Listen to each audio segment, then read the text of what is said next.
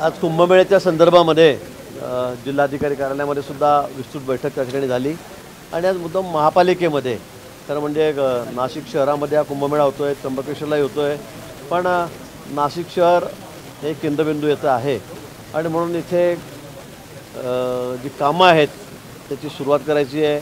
अनेक ठिकाणी आता टेंडर झालेले आहेत, वर्क ऑर्डर झालेले आहेत, कामांच्या सुरुवात झालेल्या आहेत, पण येणारं कुंभमेळ्याचं मोठं आव्हान आपल्यासमोर आहे कारण गर्दी यावेळेला मोठी होणार आहे, पावसाळ्याचा कुंभ आहे आणि मग कामं वेळेवर झाली पाहिजे या संदर्भामध्ये आज महापालिकेचे आणि जिल्हाधिकारी कार्यालयातही 2 बैठका या ठिकाणी झाल्या। रस्त्यामध्ये अतिपावसामुळे अतिवृष्टीमुळे खड्डे खूप पडले नाशिक शहरामध्ये आणि अनेक तक्रारी त्यांच्या या ठिकाणी माझ्याकडे येत होत्या आणि मी स्वतः फिरताना बघितलं की अनेक ठिकाणी रस्ते खराब झालेले होते आणि म्हणून हे रस्ते तात्काळ याचे खड्डे बुजायचे आहेत। या ठिकाणी नुसते खड्डे बुजून जाणार नाही कारण ते 4-6 महिनेच राहतील, नंतर पुन्हा खड्डे पडतील आणि म्हणून नवीन रस्ते या ठिकाणी करायचे आहेत आणि म्हणून मी माननीय मुख्यमंत्री महोदयांची बैठकीतून बोललो, चीफ सेक्रेटरींशी बोललो, संबंधित खात्याच्या सेक्रेटरी आहेत त्यांच्याशी या ठिकाणी बोललो। परवासुद्धा चीफ सेक्रेटरीने या संदर्भात सर्व सेक्रेटरींची खात्यांच्या बैठक त्या ठिकाणी घेतलेली आहे।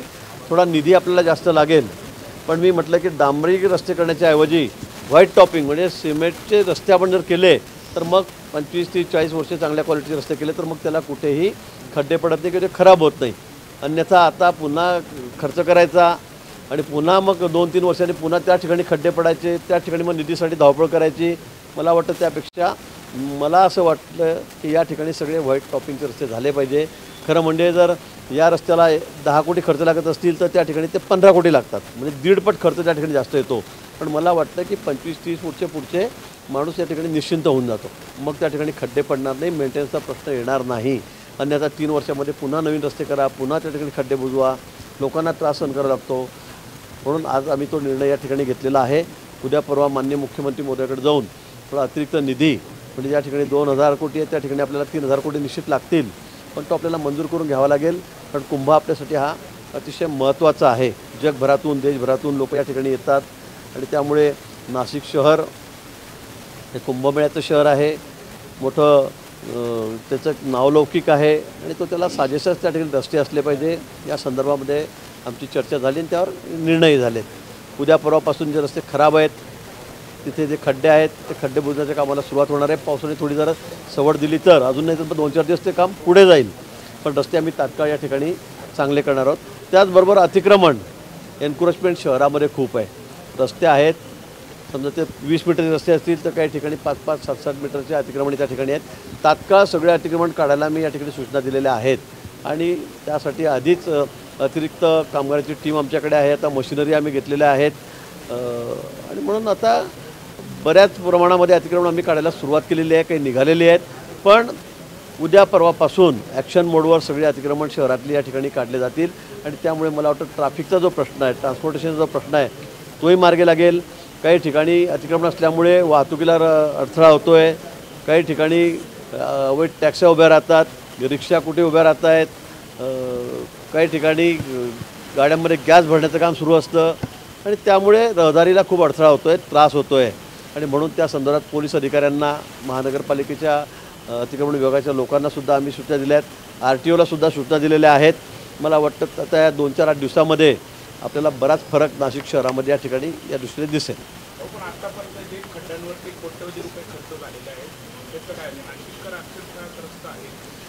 नाही, पाऊस आहे आपल्याकडे खूप पडतो, खरं आहे ट्रान्सपोर्टेशन खूप वाढलं आहे, गाड्या वाढलेल्या आहेत आणि त्यामुळे रस्त्यांचा प्रॉब्लेम हा येत असतो आणि डांबरी रस्ते आपण कसेही केले काही केले तरी पण ते 3 वर्षांनी 4 वर्षांच्यावर पुन्हा खड्डे पडणारच आणि ते पडतातच आणि म्हणून आपण यावेळेला असं ठरवलं आहे की आतापर्यंत जे झालं ते झालं।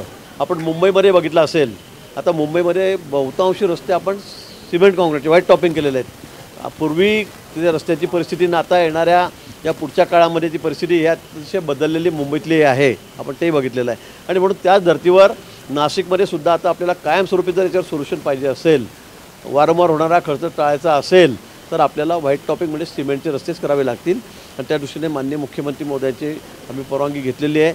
सविस्तर उद्या जाऊन त्यांच्यासमोर आम्ही एस्टिमेट लागणारा खर्च त्यासाठी सांगू. मला खात्री आहे की मुख्यमंत्री महोदय यालाच मान्यता देतील. स्मार्ट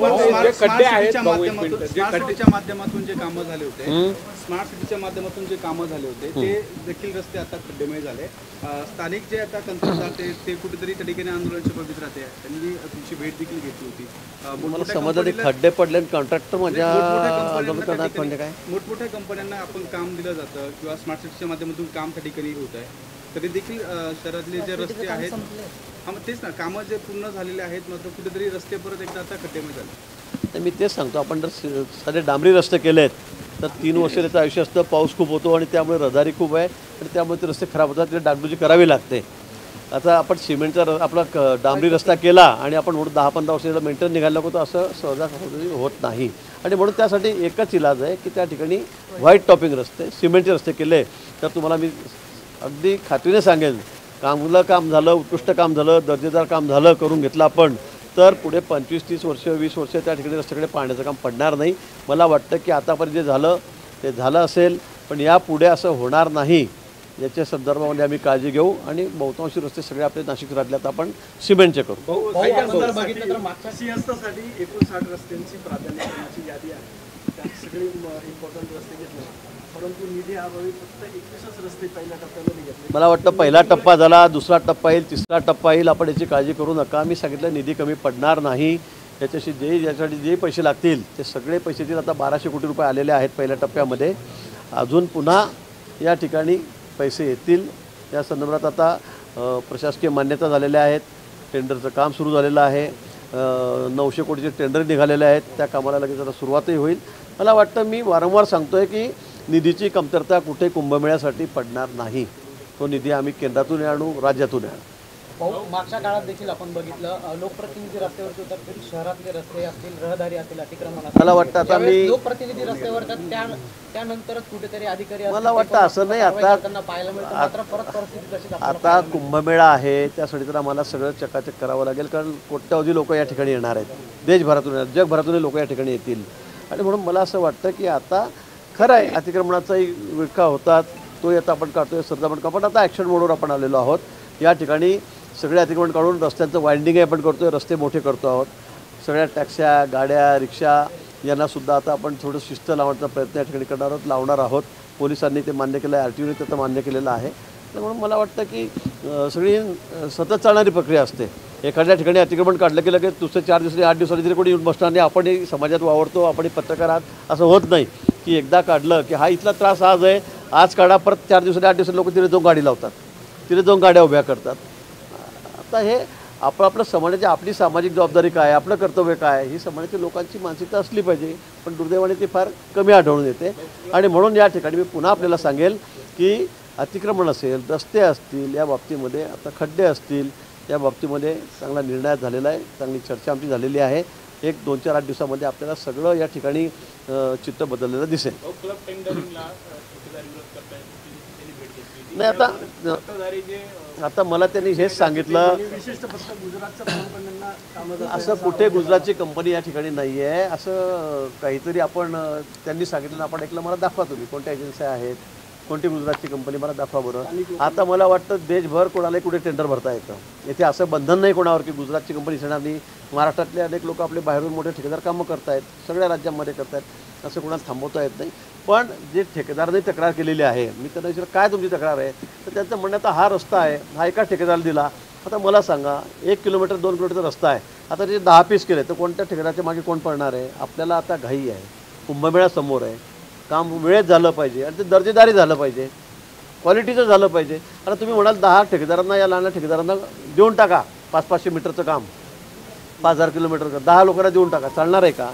मला वाटतं असं करता येणार नाही. पण याच्या मागचा हेतू कुठलाही दुसरा नाही आहे. काम चांगलं व्हावं आणि वेळेत व्हावं, हा यामागचा आमचा उद्देश आहे. लहान ठेकेदारांनी जे लहान काम असतील आम्ही ते निश्चित देऊ, त्यांच्या बाबतीमध्ये सहानुभूतीपूर्वक विचार करू.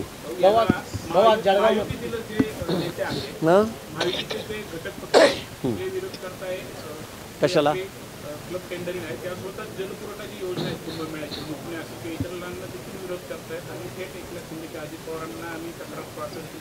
ठीक आहे, त्यांनी काय तक्रार करावी, जर काही त्याच्या नियमानुसार असतील तर त्या ठिकाणी वरती त्याचा विचार होईल.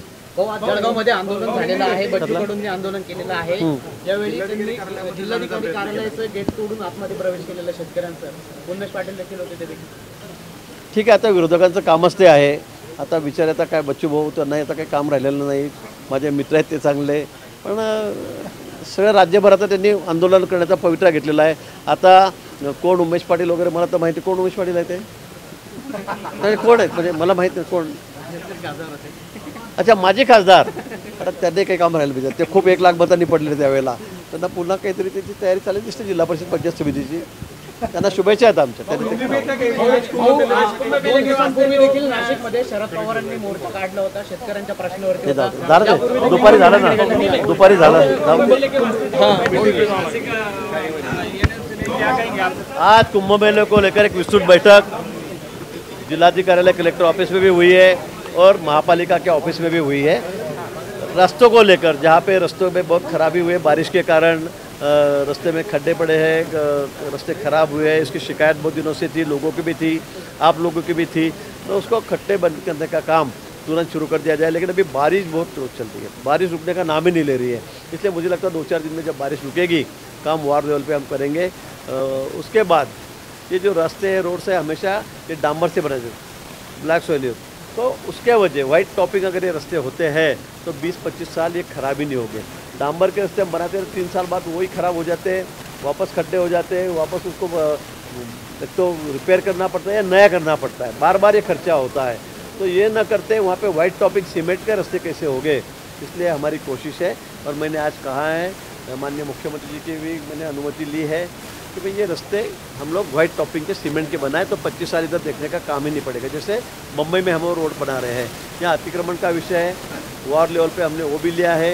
कल से परसों से पूरा अतिक्रमण हटाने का काम इस रोज चल ही रहा है, लेकिन और उसको गति हमने दी है. ट्रांसपोर्टेशन वाहतुक की वजह से बहुत लोग भी परेशान हैं. ये लोग क्यों परेशान है तो इंक्रोचमेंट ज़्यादा है, रास्ते थोड़े ख़राब है. ये सब तीनों बातें एक दूसरे को लिंक है. तो इसलिए मैंने पुलिस प्रशासन को भी बुलाया था, आरटीओ को भी बुलाया था, उनको भी सूचना दी गई है कि बस आने वाले 2-4 दिन में ये सारे अतिक्रमण है, ये ट्रांसपोर्टेशन का जो सब मसला चल रहा है वो भी हल कर दिया जाए. और मुझे बिल्कुल ये गारंटी है कि आने वाले सप्ताह में आपको बहुत बदलाव नासिक शहर में दिखेगा.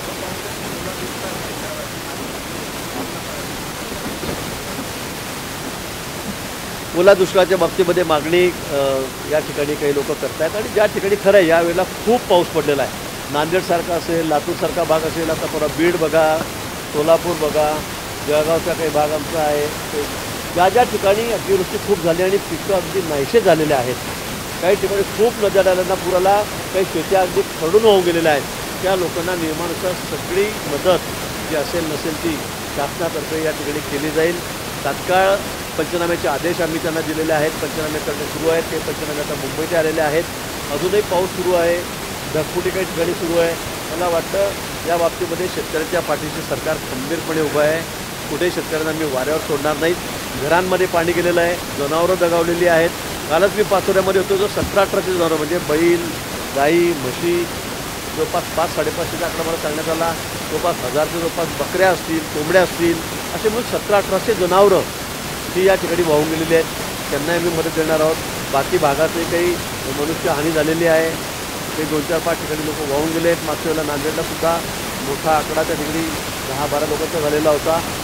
सगळी मदत शासनातर्फे या ठिकाणी केली जाईल.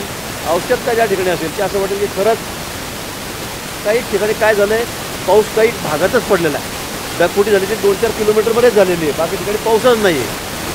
आणि म्हणून ज्या ठिकाणी आवश्यकता आहे त्या ठिकाणी शासन पूर्ण मदत सहकार्य शेतकऱ्यांना या ठिकाणी करेल.